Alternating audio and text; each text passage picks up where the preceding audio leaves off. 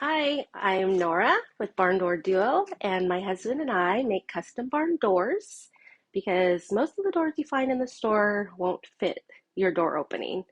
But this is us. Dee, dee, dee, dee. And today I want to go over assembling the track and all the different kinds of problems you may run into. We've done thousands of these, so we pretty much seen it all. And once you get the hang of it, you're probably still going to run into some problems. But anyway, let's get started.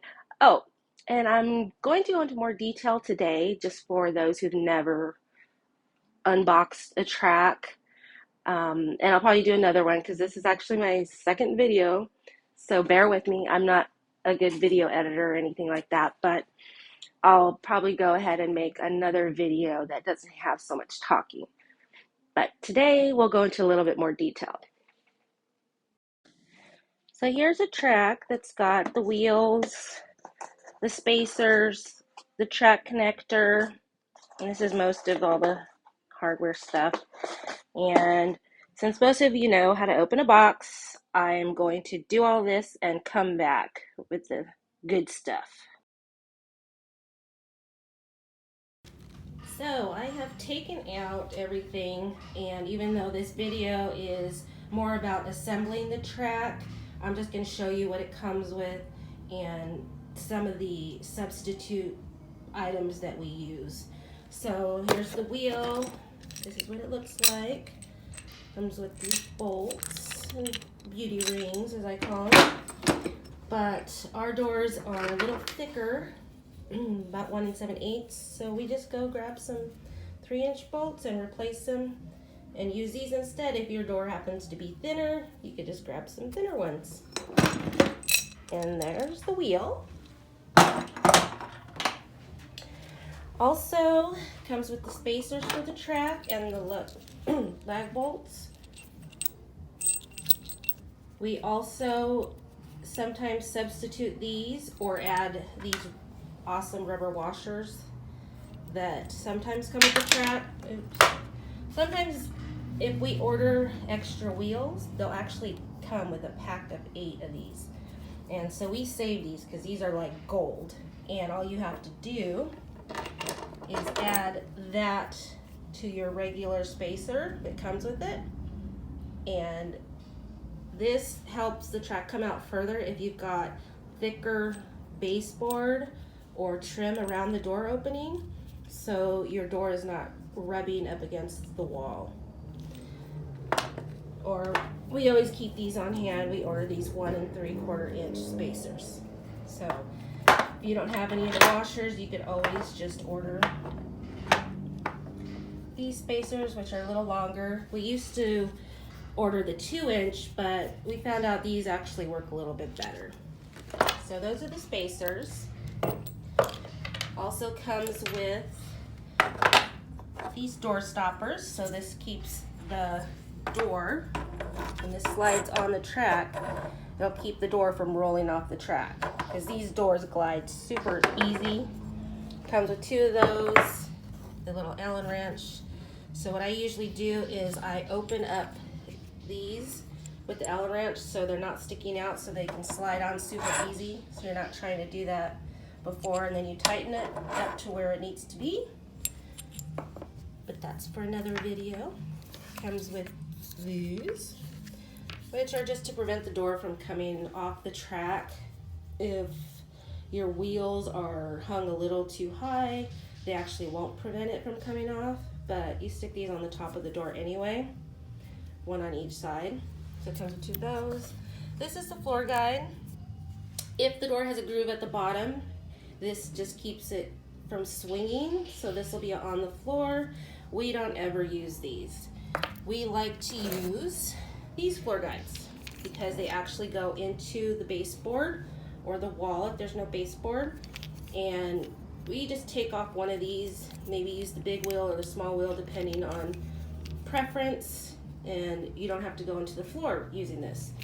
And if your doors are a little thicker or you need to bring it out, you could adjust. You can also use both of these. There's about, I don't know, 8 different ways to put these on, but we just like to use these. They go directly into the wall, boom, and they keep your door in place from swinging.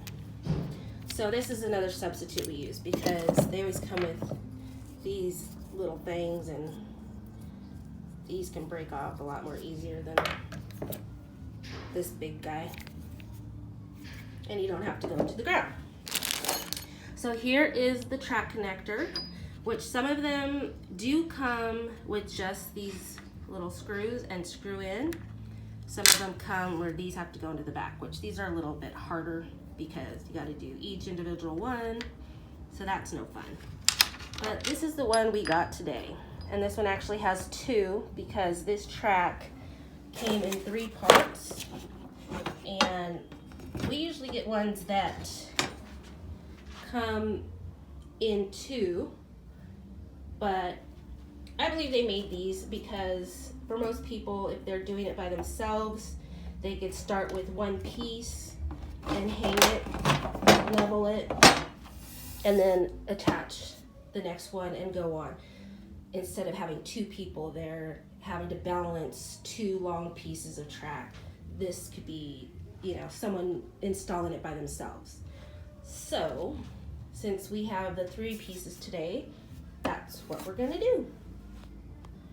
So before I go on, this piece of wood is actually a 1x3 and it's 8 foot. So this is what I'm going to use for the header. And I like to set my track on top of it while I'm working. And I have a little system that I use just because I have these laying around, but I will set boxes to lift the track so I can assemble it. And I will show you what I mean in a second.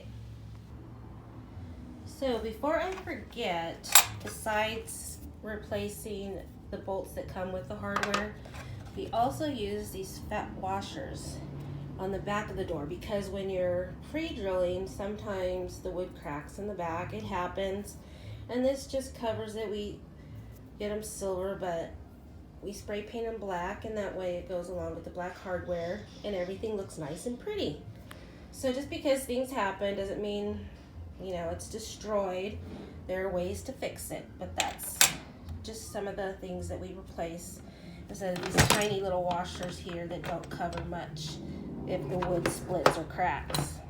And here is my quirky little setup, which since we always have these boxes around, you could use anything. I just elevate the track, as you can see here, so that where the track needs to be connected, I could work under here. So that's just my little thing I do. Sometimes I do it on the ground, but since I have this elevated, this is my workspace. Here's the other spot where we're going to connect the track.